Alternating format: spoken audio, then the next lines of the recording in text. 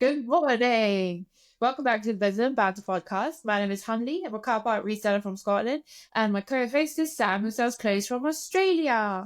This is the Morning. Business and Banter Podcast, where we talk a lot about business. There's a little bit of banter, but most importantly, we just try to add some value to whoever's listening, wherever you are in the world. How are you, Sam? I'm waking up. How are you doing? Yes, I am getting ready to go to bed. It never ceases to amaze me how we operate in the same world and yet in different days.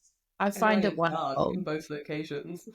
I know, yet somehow it's crazy.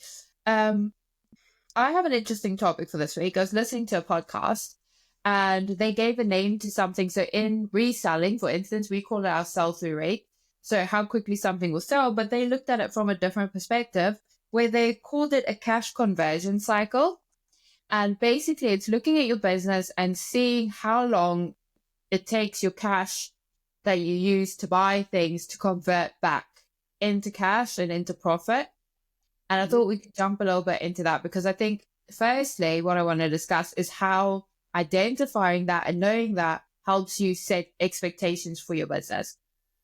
And goals, not just expectations. Like you can plan your growth and everything else. I will add in my famous, this is not financial advice. Like if you want to get those numbers, speak to your accountant. Please don't take a financial advice from us. We have ideas, not advice. Please take our ideas, ponder them, and then go take it to authorized people to speak to. Yes, we're not going to go and study anything like that. No, I think a lot of people set expectations off of outliers. Yeah. And so especially when we start out in the business, I can only speak about reselling because that's the business I have experience in. But in reselling, I see a lot of people start. For instance, a lot of people started COVID, you know? Oh, I don't know if I can say that word. You'd blank out. You can't, but let's roll on. And so you were buying things and selling them really quickly and making high profits. And then you build your expectations off that when that isn't the norm.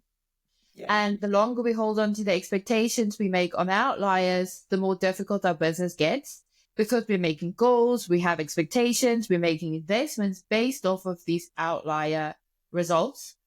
And so I think what we first want to delve into is what exactly is a cash conversion rate and how would you calculate that in your business? To touch back to the on outliers, some people forecast based on their best months or their best quarters as well.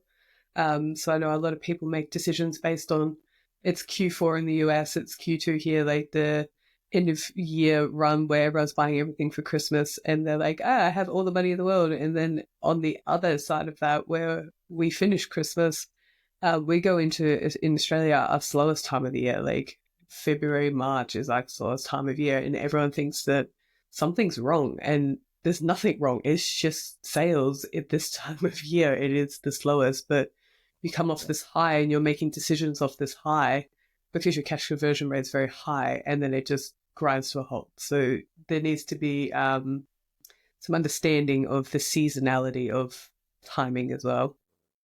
How would you define what a cash conversion rate is? For me, so my cash conversion rate is what I source to. So I like my store to turn over twice per year. That's just my preference. What about you?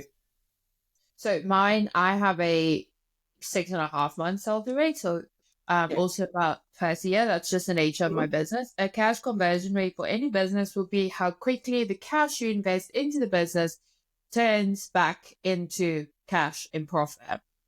So how quickly can you turn your investment cash into profit? And so for us in reselling, we use cash to buy stock, to sell the stock, to get the money we invested back and the profit. And so how long that whole circle takes to complete would be the rate in your business.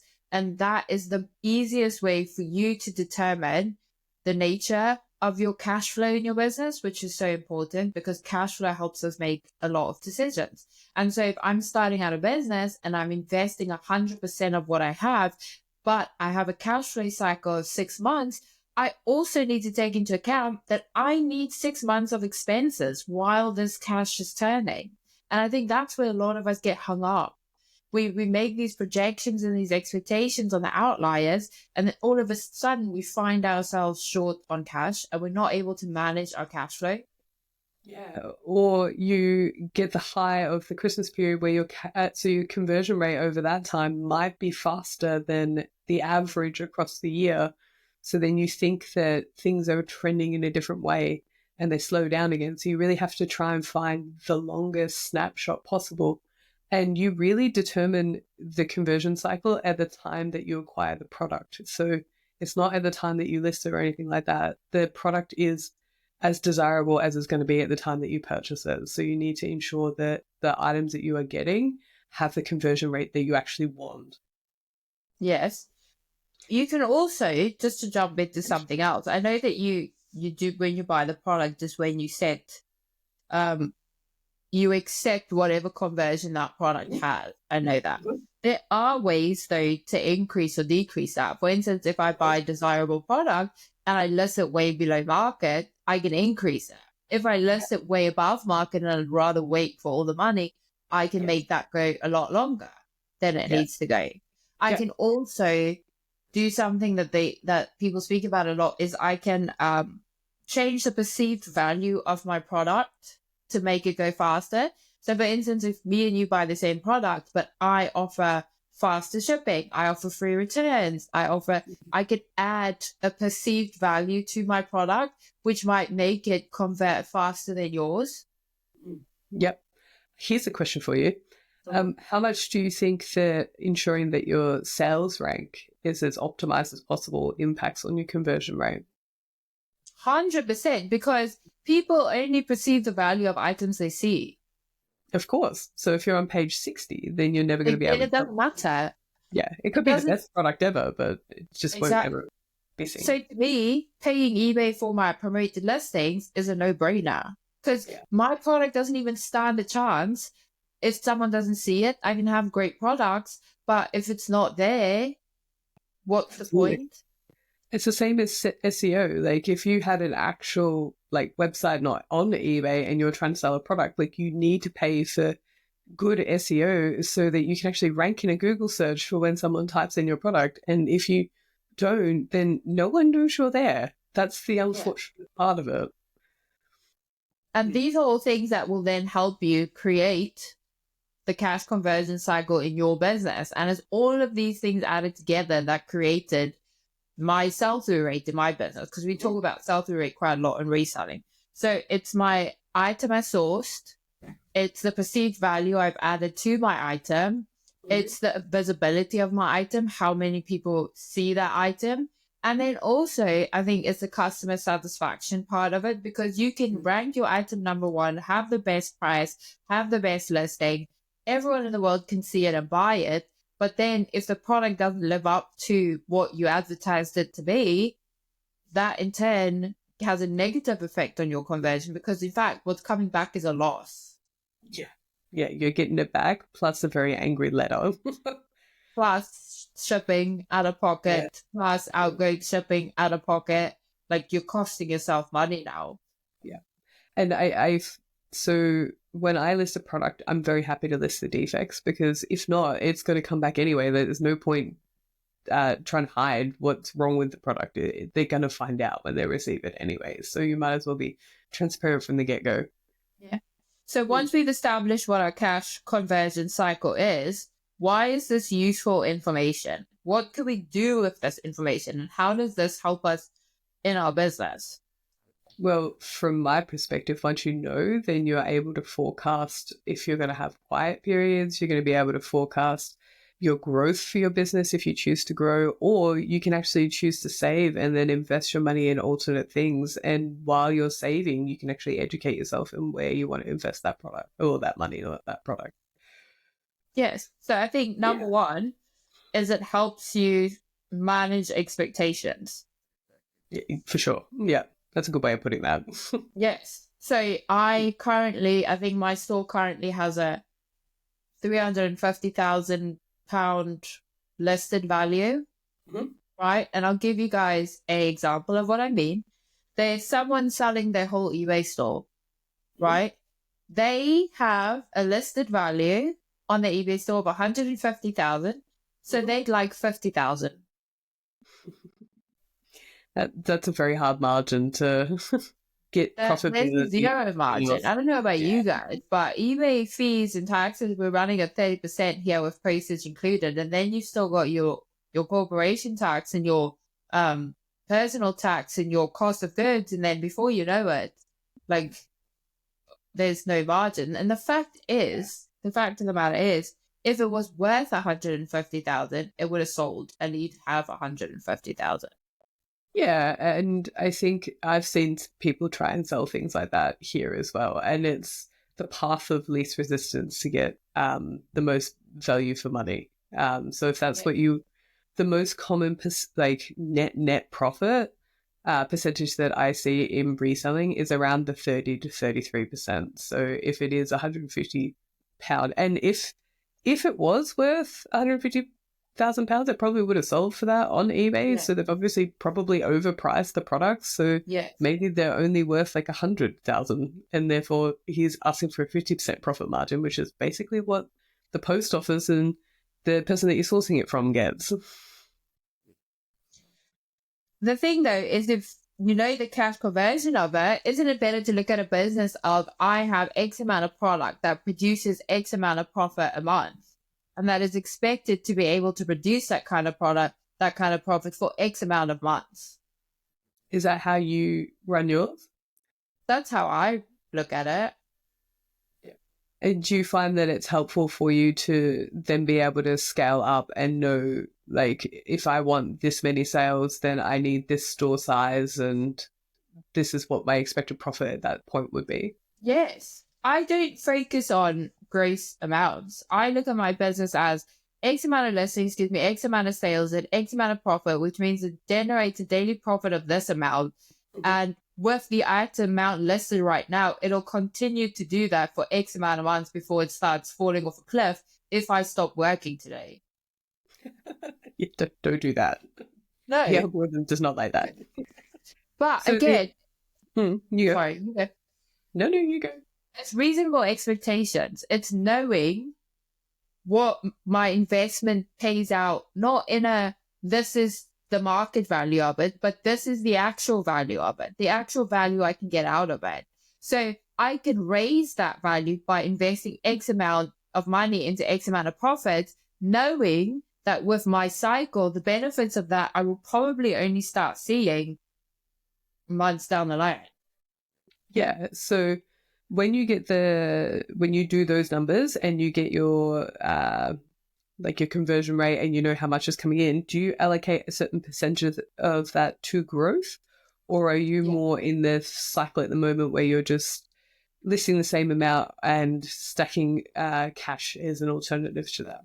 So we've just gone up in listings, right? We're increasing the business. Yeah. And the way I do it is I'm X amount of listings, I'm listing a day at X amount per item, which is my average cost of goods. And every day out of the payout, that amount goes into a sourcing account. And so I understand now that I've gone up and the sales haven't caught up yet. I'm putting more away every day and I have less to put into savings because I have to I have to fund the growth up front. Absolutely. Yeah. Yeah. Do you have any strategies for people to know how to manage their expectations when that occurs? So you've just said you can't put as much into savings because you have to essentially allow for a cash buffer to continue to invest in that growth cycle. In terms of the sales catching up, do you have any ideas of how people can set those expectations for that? I think you just have to look at your store. You have to look at the rate, realistically look at the rate your store's growing at and selling at.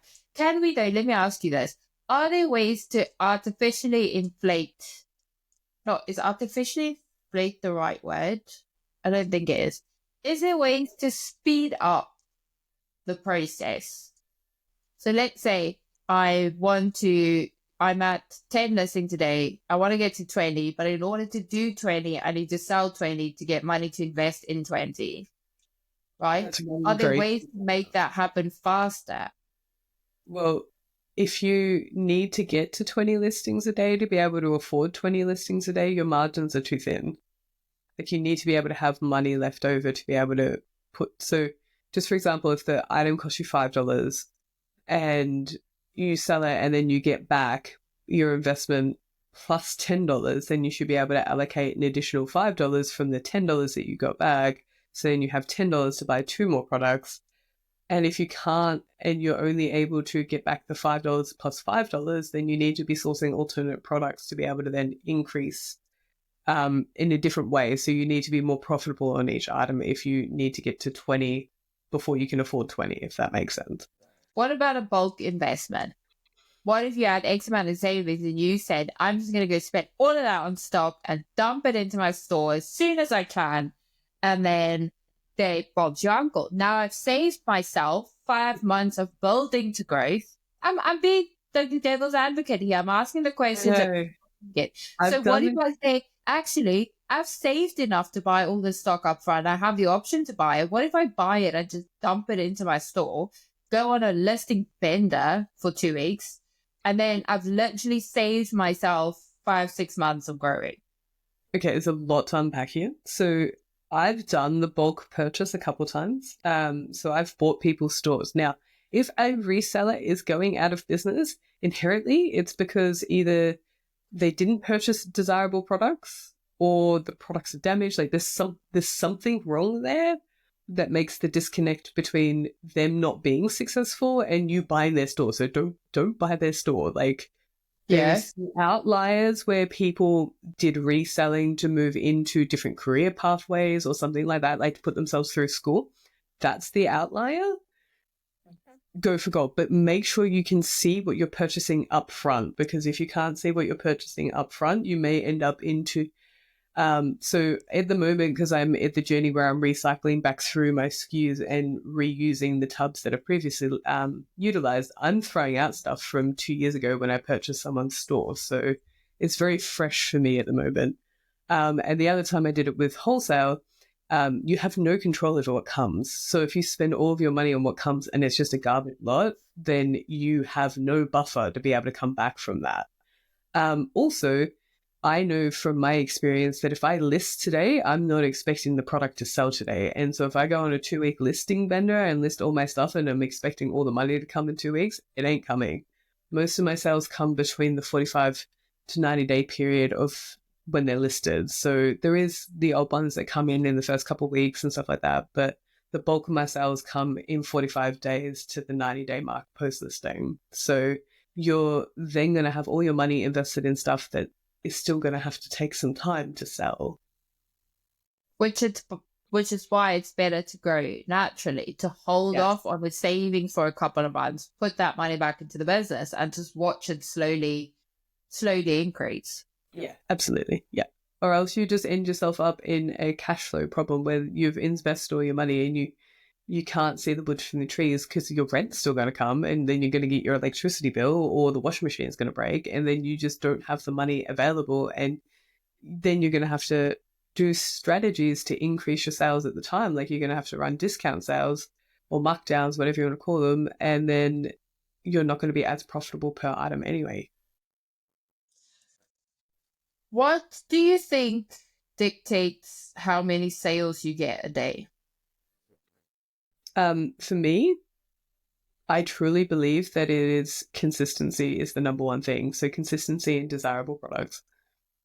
So I know that if I miss today, like, let's just say I don't even miss, let's just say I decrease my percentage of listings that are going in by 20%. And then next month, after I've done that a couple times this month, I'm wondering why my sales are down by 10%. And it's because over the time period, I've given myself a 20% pay cut because I didn't put the extra items up because I would have preferred to go do something else. Do you think eBay controls how many sales you get every day? In terms of they cap you or they throttle you? I don't think they throttle you. Like, but people, like, do you think that you... So. No? So I think that your items rank and they cycle through, as we know, every time they have 30-day refresh. But I think that if you had very desirable products with a customer base to be able to purchase them, and they're at a very good price, I don't think that there's any cap on how many you could sell. There's just the number of buyers that are willing to purchase them. What about you?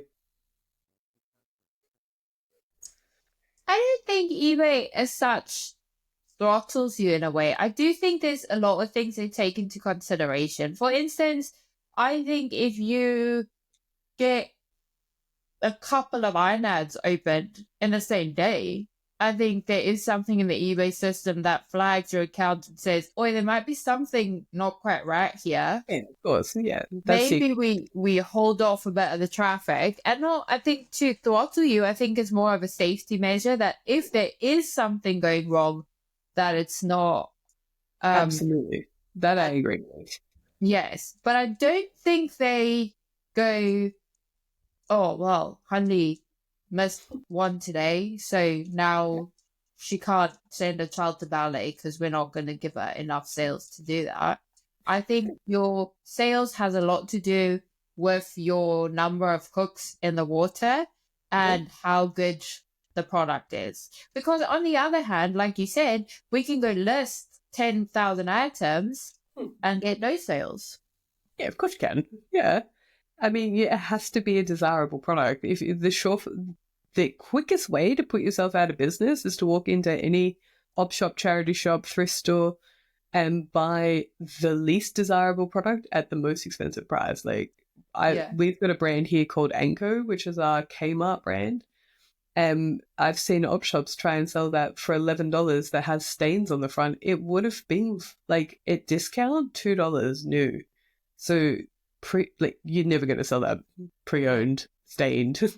So if you're buying stuff like that, you will for sure put yourself out of business.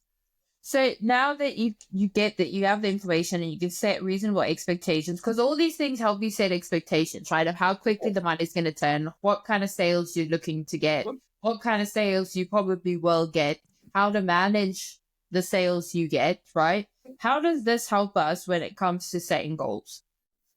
Well, then you're able to actually forecast what you're going to have money-wise to be able to achieve those goals, right? So, like, if we're got a saving goal, then you're able to forecast what the saving goal is. So on the way down, on the way back home, because I just got home yesterday, I did my numbers again at the airport, and I was able to then forecast based on the stock that I got down there, the stock that I'm getting here, the growth cycle that I want to go through. I'm able to then plot and plan that there's this much money left per item. I need to sell this many items to meet these overheads that I've identified over here. And every unit above that, then I get the full profit out of those items. And then I need to save this amount. This much needs to go to the growth factor, so on. So if you don't know what your net number is, then you can't forecast those. But then you won't be able to set those goals either. So for me, it's one of the most important things that I can do. And I like to do them every quarter. And what happens if you don't have goals and you don't forecast? Why is it important? Well, then how are you going to show up? And like, I did that in the beginning when I first went full time, and I was like, oh, that'll do. Yeah, I was like, that'll do. I'm going to make loads of money. But I simply wasn't listing enough to be able to pull out the amount that I needed to pay my bills. So I was never going to be able to be successful. I think forecasting and having goals gives me a lot of security in my business, especially if I've managed my expectations and I know how the money in my business flows, and I use that information to create goals and to forecast. I get a lot more security from it, because I sometimes feel like we have goals or we have dreams, and I have goals and dreams myself, but they're not goals and dreams that I'm trying to reach in the next year or 2 years, because the pressure of that would just be crushing to me. If you set goals that are so high and so far out of your reach, you'll just be defeated all the time. And a defeated person doesn't get very far. If you're also confused. So if you'd also be confused. So if you don't know how to, like, if you don't know what's wrong, you can't fix it. So you're just sitting there going, I don't understand where the money is. That was literally me 2.5 years ago. Yeah. What I don't understand. I literally said it I was with a group of people, and I said, I don't understand. Where's the money? You people are talking about money. What money? I don't get it. Why do you people have money and I don't have money? Yeah. And I think it's because, again, I didn't understand the flow of money through my business. And this is why it's so important to have a good grasp on that. If I can understand what I put in, how long it takes, and how much comes out on the other side, that's literally the foundation of every single decision you make. Because that also helps you make decisions about what products you're going to buy. This is a great product. It makes a great amount of profit. But this is an 8 to 9 month sell-through rate product. So yes, I can invest today, but I'll get the money in 9 months. What does my business look like? Is my business able to sustain this investment for 9 months before we see profit? Yeah, totally. So, and how many people think of that before they buy an item? I never did. So I'm just going to use round numbers for this example to kind of touch on. I want accurate to the set numbers. You don't have to leave the podcast, go and get the workbook that I was writing in and come back. And I might chuck a nap on the way.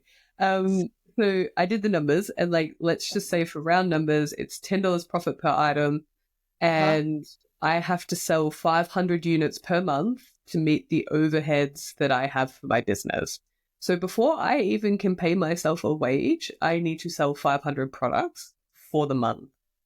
So then if I want to withdraw, say, $400 for the week, just for another route, let's go 500 because math is easier. So then I need to sell an extra 50 units a week or 200 units for the month. So that's 700 units that are allocated without a cent going towards anything else. There's no taxation money going there either. So then if I want to, say, go from the 700, excluding taxes, to be able to grow the business, so let's just say I'm doing 50 listings a day to be able to produce that. If I want to go to 100 listings a day and my cost of goods is $2, I then need an extra 100 units per day. I need the profit from an extra 100 units to be able to cover the cost of the stock acquisition to be able to go into business for that. So then you need to be able to fetch sales far above. And that's where the disconnect comes from with the growth. So you might be like, oh, I have all this money. I'm going to invest it. Mm-hmm. And then you don't realize that it takes the 45 to 90 days. So you're on the line every day for the extra 50 items at $2, which is it's $100 worth of. And if you're having to then sell 10 units per day to be able to cover that cost, it starts to add up. So over the course of a month, that's an extra 300 units. So now you're at 1,000 units that you need to sell per month just to cover your growth. So you have to be able to I also just want like a little tip I want to throw in there. Everybody needs to go check their subscriptions today. Go take some time, go through your bank account and go see all that useless stuff you signed up for that you forgot about or aren't using, because I've saved myself £47 a month. Yeah. Right. Or you find out you have 2 Amazon Prime subscriptions. Yeah. Yeah. Me. Yeah. Right here. Okay. You know who Dave Ramsey is? Yeah. Okay. I quite like Dave Ramsey. I like the simplicity and the basics of what he teaches. And what he says is the zero budget, right? Every single dollar has to have a job, right? Yeah. And I've implemented that in my business. So every pound that comes into the business has a job. In order to give it a job, you need to understand what jobs is going in your business, as in your rent, your expenses, your salaries, your taxes, your savings, your investments, your stock, your whatever. So I often get singled out by people for being like, Honey can ramble off her numbers off the top of her head. She always knows the numbers. She always knows where she is. She can literally 2% go off about it. But I don't think people understand how much freedom that gives you in your business. It's not even just freedom, it's like accountability over where your money is.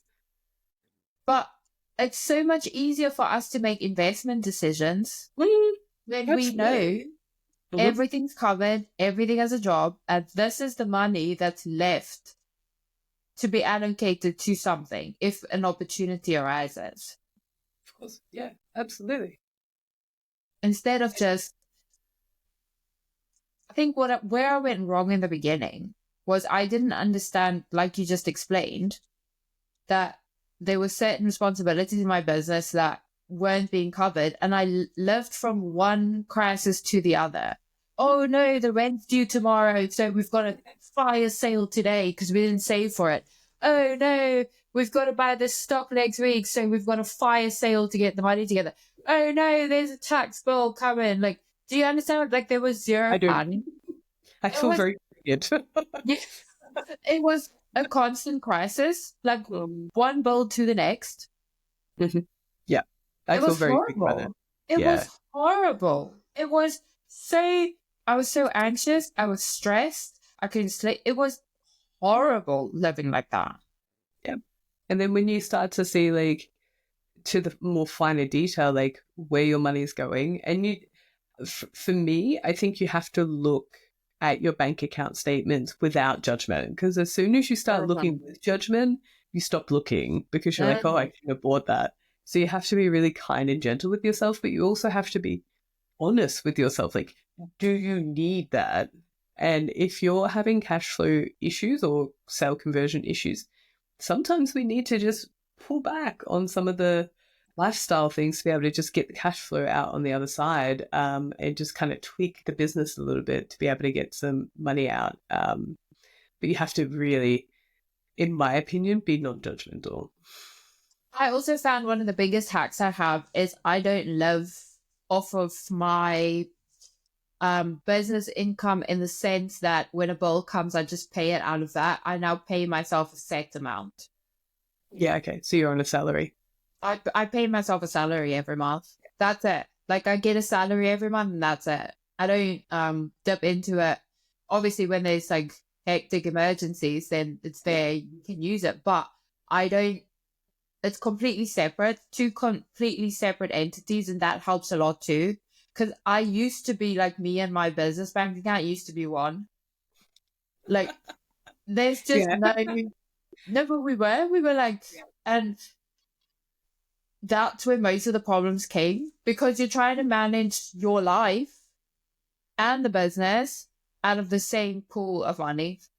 Yeah, and then if there's extra money in there, maybe you have the lifestyle creep, and then you kind of take from your business as well. Because I've done that where I was like, oh, look at all this money over here. I'm going to go spend it.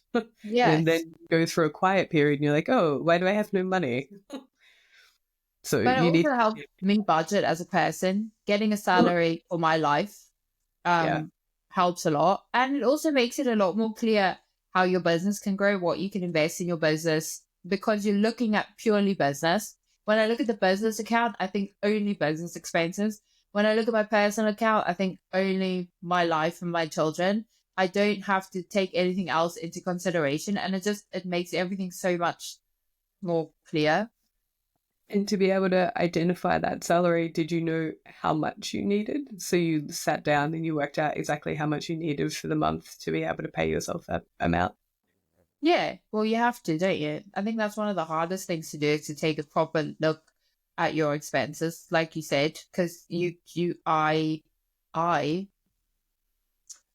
don't know why my mouth just left me there.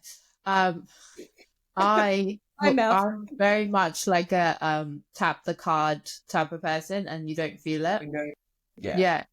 Because even now, did you know that the tap limit on a card is £100? My business bank account allows me to go to 200. It's crazy.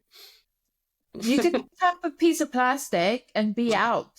£100, you feel nothing. Even better is I've loaded it on my phone, so I don't even need a card. You just like tap on your phone and off you go. It's not even real now. That's the best thing they ever did for consumerism, was take away actual cash. Well, yeah. I mean, when I had my biggest cash flow issues in the business, when I thought I had all the money in the world and I did not, I actually had to go back to starting to withdraw cash, and I had like little envelopes, if you will, and that was like my food money, and that was like my rent money, and that was my like $20 for luxuries, until I was able to get the cash flow back into some sort of rhythm. And that was the only way I could do it, was to pay for everything in cash. Because then I was like, I have $4 left. I don't know what I'm going to do with that. I'm going to save it for next week. This is interesting because I've spoken to quite a few people and we all seem to, I didn't know there were 2 million ways to figure out the same thing, but apparently there is. How do you calculate your cost of goods? Do you do it per item, like per batch of items? Like for this trip, you've just gone on a sourcing trip. Do you calculate it per sourcing trip? And then how do you keep record of that? How do you know if you get an offer on that item that it came from that trip and it owes you that much? Because I'll tell you what I do first, right? So I have a running spreadsheet, right? Which I put in how much I list every day. And every time I spend money, it goes in there and it auto calculates a cost of goods. So currently my cost of goods is at £5.30, but it's because I just bought £2,000 worth of stock that I haven't listed yet. So once I list all of that, it'll come back down again. But I've bought stuff that's not listed, right? And then I sometimes do a hard cutoff. Like at the end of December, I said hard cutoff. That's the end of it because I bought stock on the 2nd of January. So I start a new sheet and I run with it. And that's how I keep track of my cost of goods. Then I know there's people that do it per item and then like they write their cost of goods in the SKU. I know So that people that... Is that what you do? No, that's not what I do. No, but I know the people that do that. Yes.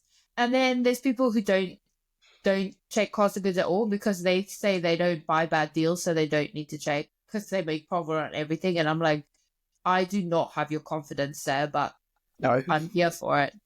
I've done that model and it didn't work for me. That's my personal preference. So I had a spreadsheet that did the same as yours, but the spreadsheet ended up getting too long in terms of the amount of data. And because apparently I got old overnight, technology and I are not friends, so I don't know how to format it properly to be able to do any sort of calculations and feed to a different page. So I have a diary, very old school, and I handwrite, and then I calculate the week, and then I calculate to the month, and then I calculate to the quarter, and then eventually I will get a full. So it's a rolling one for me, same as yours.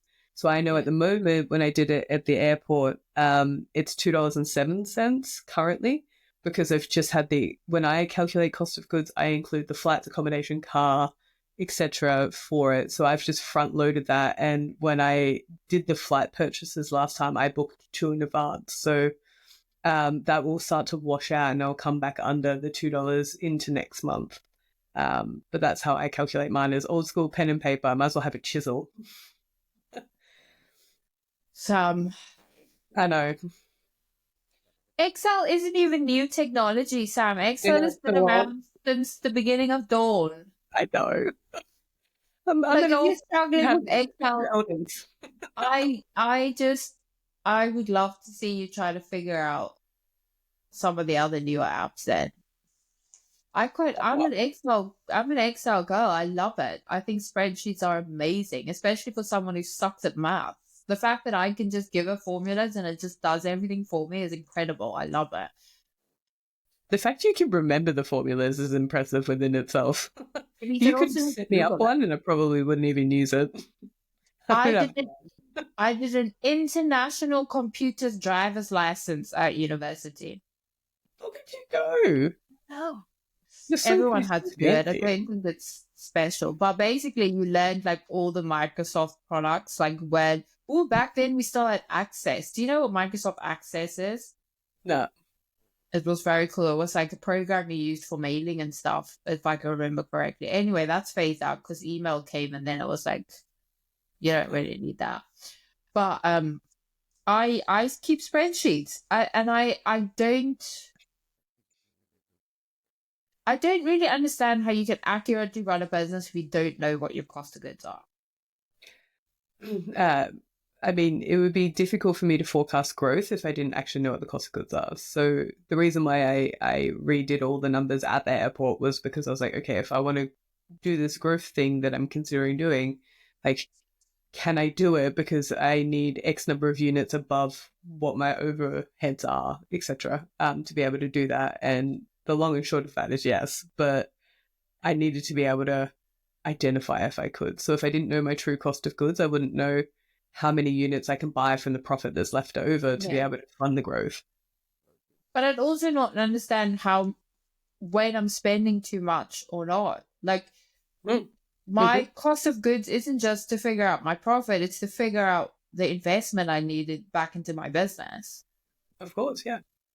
It's to figure out there's just so much you need to do with it. I just don't understand how that doesn't come into play. Also, you kind of need to know for the purpose of taxes as well. Like, I do have a spreadsheet, but I didn't make it. My accountant made it for me because I used to just walk in with all these receipts and be like, hello, fix it. She'd be like, I need to know your numbers. So she made a spreadsheet. But if I didn't know how to tally the cost of goods for that, but then if you were to submit your taxes and it's a deduction, right? So you should be able to know what amount that you've paid for your stock over the course of the year, the quarter, whatever. But then you should know that if you list X number and you're consistent with listing X number, all you do is take that number and divide it by the total number of days and the number of items listed. Like, that shouldn't be that difficult to work out. Yeah, but that doesn't help you in the process of the business. If I only calculated my cost of goods or my running costs or my business expenses once a year when I do my taxes, if I'm in trouble, I'll only know it then. Correct. Yeah. That's the problem with doing it You that way. cannot intercede. You cannot see like my biggest thing with knowing my numbers is not even calculating the profit. It's picking up when things go wrong. Yeah. And getting ahead of them ahead of time so you don't wait like 4 weeks and then a bigger crisis on your hands. So I think it's really, and I think a big part of that is knowing the cycle of the money you put into the business. How long do I need to wait for that to become profit? Because I think a lot of us think that we spend money on stock today and the payout you get tomorrow is the profit from that, but it's not. It's the profit from the purchases you made 4, 5, 6 months ago or 3 months ago or however long ago that was. And it's easy to write off expenses we don't remember making. So it's easy for me to forget about the £3,000 worth of stock I bought 7 months ago. Yeah, right? which is sitting in your shed, never listed. Yes. And so I think having a good grasp on your numbers and the cycle of your business, the flow of the money in your business is just, it gives so much freedom. So much freedom. It gives security of knowing what goes on in your business and when you can expect the money. You have freedom to make investment choices or whether you want to grow the business or not. There's no way I could figure out when to grow the business if I don't understand when I can expect the money to come in. No one in this world is going to invest money if you cannot tell them when can they expect to see the benefits. I will just add to everything you said and say that if you aren't like truly real with yourself about the number of consistent listens on average that you're putting into your stores, so like let's just say like you do 50 today, 50 tomorrow, then like 40, 30, then you're like 50. If you don't know what it averages to, say 42 per day, and you're forecasting for 50 and you're budgeting that you're purchasing 50 and stuff like that, and then you're going through a growth cycle, you don't know your true numbers. So, which is okay, like, but you need to be able to be real with yourself about what you're putting into your store so that when you go through a growth cycle and you're like, I'm going to go from this 50 to 70, but you've actually only been at 42 and you're budgeting for an extra 20, but you actually need an extra 28. That's where the disconnect I find comes from, because you weren't consistent in the inputs to be able to forecast as well. I also want to say a lot of the times knowing my numbers and having a good grasp on all of this has helped me realize I'm making too much effort for no payout. It helps you identify the unnecessary things you do. And again, a lot of times we think being busy is working, but it helps you realize sometimes actually this extra effort I'm putting in, it's not yielding the results, so that I don't need to be doing this. I need to find something else so I can put the effort in somewhere else. So in that aspect is also very important because it helps you identify the things that are actually driving the business and actually driving the profit in, and the things you should be spending your time on. Because I see a lot of people get bogged down on things that just makes no impact on the outcome. And I understand that, but if you don't understand, because if I know the money should be coming back into my business in 5 to 6 months and it doesn't, why not? Where's my effort been? What's happened? in the flow? Where's the bottleneck? Like, where did the money get stuck? But if I don't understand that I should see it in 5 months, I'm just never going to. When do I pick up that it didn't come back? In a year? In 2 years? Like, when am I going to pick the problem up? Yeah. I will also say that it affects your motivation, which is something that people often talk about. Like, if you're putting in $1,000 and getting out $5,000 every week, like, you're going to be highly motivated, because then if you're putting in 10,000 and you're getting out 50,000, like, the numbers on that is just crazy. It snowballs, and you would be motivated. So if you're able to get out what you actually think that you're going to get out, or what you forecast to get out, it's very easy to show up each day and do the thing that's required, because you have proof of concept, and it's enjoyable. Yeah. I'd love to hear how other people calculate their cost of goods, because I found it so interesting. I've heard about like 6 or 7 different ways people do it, and I'm fascinated. Like, I find it really interesting how, and none of the ways are wrong though. We all seem to get to the same outcome. I just think it's very interesting, the different niches and how they do it. But also, if people have thought about, or they know, or they've calculated what the cash conversion cycle in their business is, do they understand? And I don't even understand it fully. I only have the basic grasp of what it is in my business. But do you know when you can expect the rewards of your effort? Because I think that drives you as well. Like you said, if I make the effort today and I don't see the results tomorrow, a lot of the times you feel defeated and you don't want to do it. And but if you have an understanding of what I do today is going to pay off in X amount of days, that gives you the drive to keep going. Totally. And if you know that your sales are going to come in, say, 45 to 90 days, and then all the way through to 180 days, you just have to make a commitment to do the same thing for 45 days, and then you'll start seeing some changes in what you're getting out, and then that's where it starts to fuel the motivation. So if you can do anything consistently for 90 days, I truly believe that your life will be fundamentally different. I agree. So thank you everyone for listening. If you have any thoughts or comments, let us know. It's something I've been thinking about all weekend. Also, if you have any questions for Sam, again, we might do another episode where Sam gives us all the answers. People love them. I love them. I love hearing your thoughts and stuff. So let's bombard Sam with all the questions, or she can lay out her wisdom on us again. She's very busy. She's growing a business. So this is the perfect time to harass her and get her distracted so I can win 2 years in a row. Motus. I know. Just to put this on the record, I hadn't heard from Hadley for like a week, and then she's like, "Hi, friend, I'm up 45%. Have a good weekend." I just wanted to make sure you stay motivated. Last year, it was said that we didn't motivate someone else enough. So I just want to make sure I'm always there for you, motivating you on, spurring you on, making sure you're giving your best. And a week is being very dramatic. It wasn't a week. It was a couple of days. Sorry. It felt like a week. It's what happens when you don't message. I know. You were busy on your sourcing trip, though. Have a good week, everyone. Let us know if you have any questions for Sam. Let us know your thoughts. Thank you for listening. Bye-bye. Bye.